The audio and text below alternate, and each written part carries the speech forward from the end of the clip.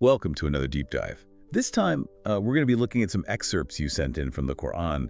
We'll be pulling out some of the key ideas and exploring some pretty interesting stories, and hopefully sparking your curiosity about this complex and influential text. Yeah, and what's fascinating is that we're not just looking at verses on a page. We're really looking at a faith that shapes the lives of millions of people. Exactly. And these excerpts that you've chosen are, they're pretty diverse. I mean, we've got guidelines for daily life, stories of prophets like Moses and Jesus, and even discussions of paradise and hell, and insights into Allah and Satan. There's one line that really caught my eye. There is life for you in retaliation. That's a pretty intense statement. It really is, and it kind of hints at a theme that's woven throughout all these excerpts that you've provided. The emphasis on justice and consequences, both in this life and in the next. But before we get into all that, maybe we should start with some of the foundations of Islamic life. What do you think? Yeah, that sounds good. So, according to the Quran, what are the core principles that guide the daily lives of Muslims? So the excerpts that you provided highlight these core practices, like prayer, charity, fasting during Ramadan, and the pilgrimage to Mecca, which is known as Hajj. And these rituals are all seen as acts of worship and devotion to Allah. Right. But it seems like it goes beyond just rituals. There's a strong emphasis on righteous conduct and moral living, these excerpts as well. Absolutely. The Quran really stresses the importance of doing good deeds, like helping those in need, being truthful, fulfilling promises, and persevering through hardships. For example, in Surah Al-Baqarah, it says, Allah desires ease for you and does not desire hardship for you. So it's about living with intention and striving to be a good person, both in your relationship with Allah and with others. And that emphasis on ethical conduct is very closely tied to the idea of accountability, which we see pretty prominently in the discussions of the afterlife. Okay, so let's talk about paradise and hell. The excerpts paint some pretty vivid pictures, don't they? They really do. The Quran uses really evocative language to describe both the rewards of paradise and the punishments of hell. For those in paradise, it says, they will have gardens beneath which rivers flow, while those condemned to hell will be scorched by the fire. Wow, that's quite a contrast. It definitely makes you think about the consequences of your actions. Yeah, it's supposed to. These descriptions serve as powerful motivators for believers to live righteously and to avoid doing things that might lead them towards hell. That's interesting how those depictions tie back into that idea of justice that we were talking about before. It seems like there's a strong belief in a cosmic balance between good and evil. Yeah, you're right. And those concepts of good and evil are actually personified in the figures of Allah and Satan, who both play a very central role in the Quran's narrative. Okay, let's dive into that a little bit. How does the Quran portray Allah? Well, Allah is described as the all-powerful, the all-knowing creator, and the sustainer of the entire universe. He's the source of mercy and forgiveness, but he's also capable of very stern judgment. So there's a duality to his nature. He's both loving and fearsome. You got it. And that complexity is reflected in the verses that you shared. On the one hand, we have these passages emphasizing Allah's compassion, like Allah is forgiving and merciful. But then there are others like Allah is stern in retribution that highlight his capacity for punishment. I guess makes you wonder how Muslims reconcile those seemingly contrasting aspects of Allah's nature. Yeah, that's a really great question, one that's definitely worth exploring further. But Right. one thing that's clear from these excerpts is that both Allah's mercy and his judgment are integral to his divine essence. Okay, so where does Satan fit into all of this? Well, Satan is depicted as this tempter and deceiver. He's constantly trying to lead people away from the path of Allah. He promises fleeting pleasures, worldly gains, but ultimately he wants to lure all of humanity towards eternal damnation. So it's a constant battle between good and evil, both within ourselves and in the world around us. It's almost like a cosmic chess match. In a way it is, but the Quran makes it very clear that humans have free will to choose their path. We're not just pawns in this game. We have the power to resist temptation and to seek forgiveness, even when we stumble. Well, that's reassuring. It means we're not predetermined to follow one path or the other. Our choices actually matter. Exactly. And those choices have consequences in this life and in the next.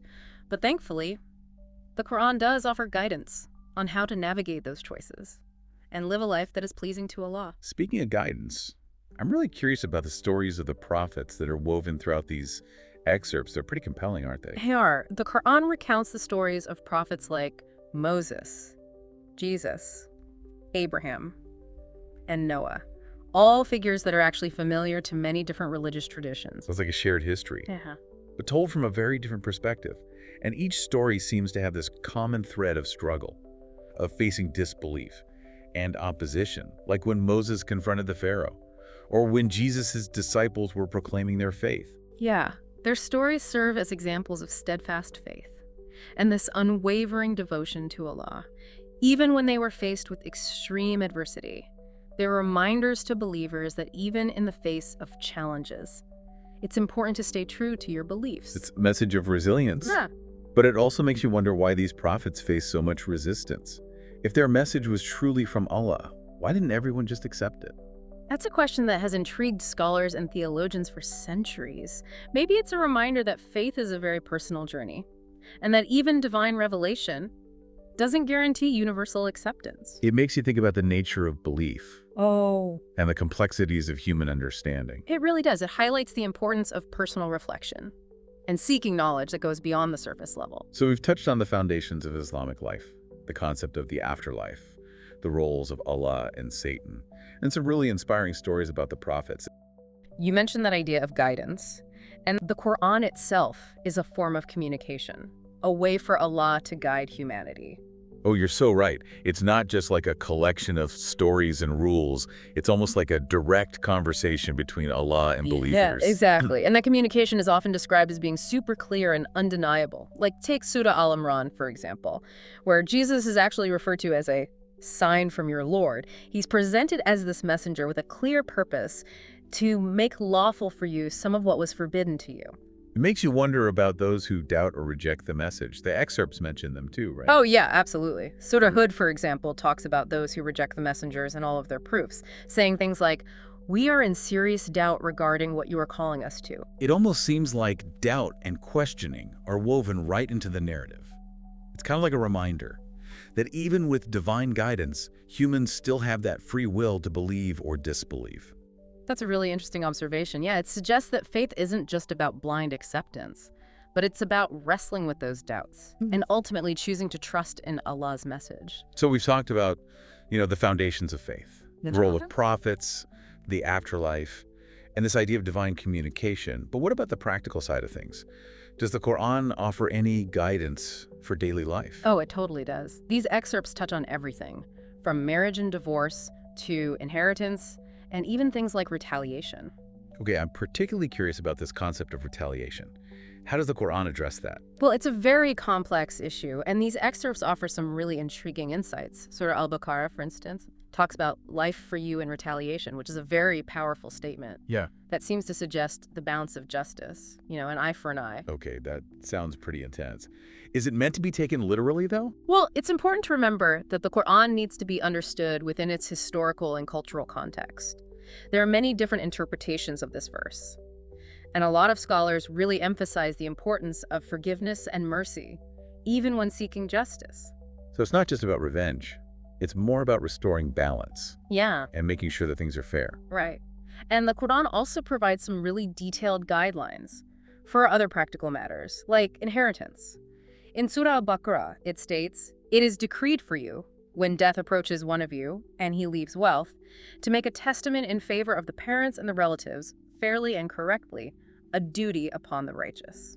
Wow, it's interesting how specific those guidelines are. It really seems like the Quran is trying to create a just and equitable society, even down to the details of inheritance. Exactly. And it's not just about those legal matters, it's also about ethical conduct within those structures. Like take divorce, for example. Surah Al-Baqarah says, "Divorced women shall be provided for, equitably, a duty upon the righteous." So even in separation, there's this emphasis on fairness and compassion. Absolutely. Yeah, it really highlights that even in those really personal matters, upholding justice and righteousness is super crucial. And that principle even extends to situations of war and conflict. Okay, so how does the Quran address warfare? Well, in Surah Al-Baqarah it says, "And fight in the cause of Allah those who fight you, but do not commit aggression. Allah does not love the aggressors," which is a pretty clear message of self-defense. not initiating violence, but responding proportionally when attacked. So there are boundaries and limits, even within the context of war. It's not just a carte blanche for violence. Exactly. There are these rules of engagement, so to speak. For example, Surah al-Baqarah also states, "But do not fight them at the sacred mosque unless they fight you there. If they fight you, then kill them. Such is the retribution of the disbelievers." Wow. It sounds like a really complex balancing act, upholding those principles of justice, while also recognizing the very harsh realities of conflict. Oh, it definitely is. But these excerpts really show us that even in those really, really challenging situations, the Quran is still seeking to maintain that framework of justice and sanctity. It's like we're piecing together a bigger picture here. The Quran isn't just this book of stories or laws.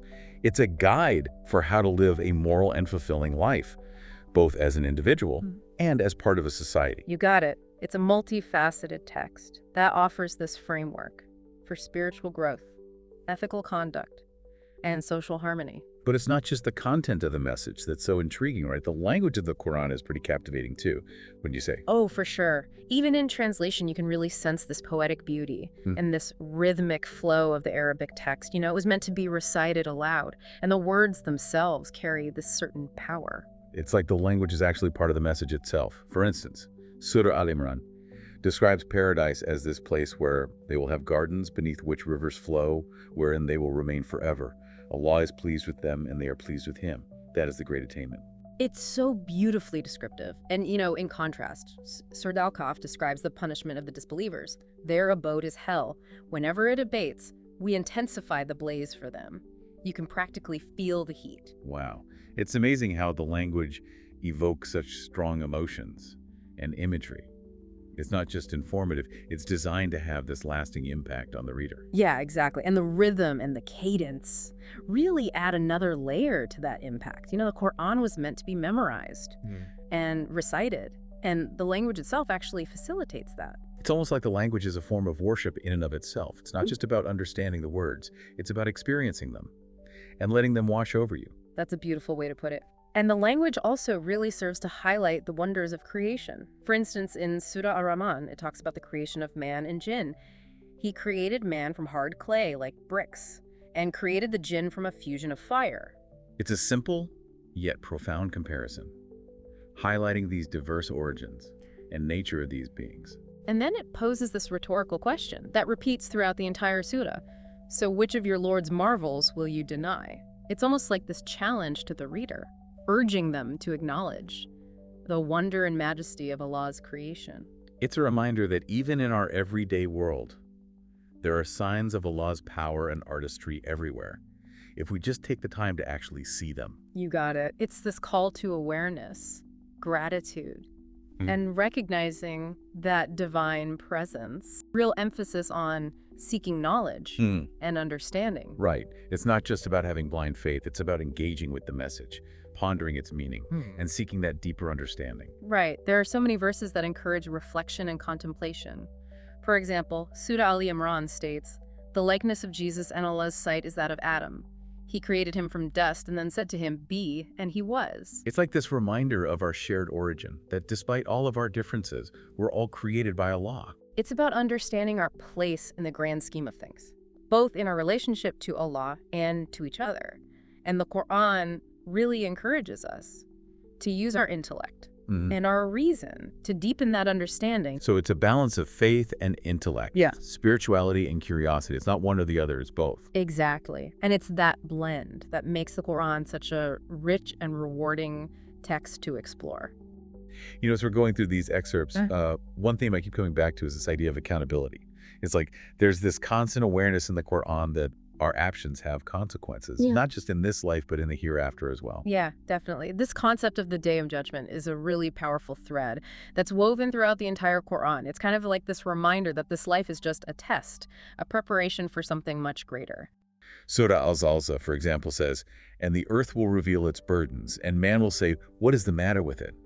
On that day, it will report its news, because your Lord will have inspired it." It's a pretty striking image, isn't it? I mean, even the earth itself will bear witness to all of our deeds. It really underscores the idea that nothing escapes Allah's notice. Yeah, it's both awe-inspiring and a little bit intimidating. But it's not just about fearing punishment, though. Right. It's more about understanding the significance of our choices. It's about striving to live a life that is in line with Allah's will, knowing that we will be held accountable for them.